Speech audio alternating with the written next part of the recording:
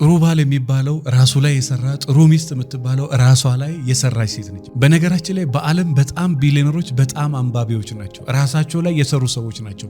በየቀኑ ራሳቸውን አብዴት ያደረጉ ሰዎች ናቸው።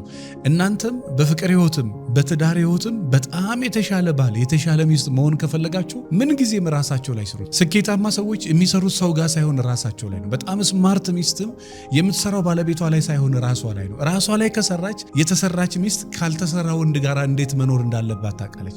የተሰራ ወንድ ራሱ ላይ ኢንቨስት አድርጎ የሰራ ወንድ ካልተሰራች ሚስቱ ጋራ እንዴት እየሰራባት መኖር እንዳለበት ያውቃል። በዓለም በጣም ስኬታማ ሰዎች በጣም አንባቢ ሰዎች ናቸው። ራሳቸው ላይ በጣም ኢንቨስት የሚያደርጉ ራሳቸውን በየቀኑ የሚያሳድጉ ሰዎች ናቸው። ስለዚህ ጥሩ ባል መሆን ከፈለግ ጥሩ ሚስት መሆን የምትፈልጊ ከሆነ በየቀኑ ራሳችሁ ላይ ስሩ። ይሄ ያገባችሁትንም ያላገባችሁትንም ይመለከታል። ስለ ትዳሬ መማከር ፈልጋለሁ ምትሉ ካላችሁ ወደ መልሕቅ ጎራ በሉ። እንዲሁ ነፃ ስልጠና ማክሰኞ ከምሽቱ 12 ሰዓት እስከ 2 ሰዓት አለ፣ እንዳያመልጣችሁ። አመሰግናለሁ።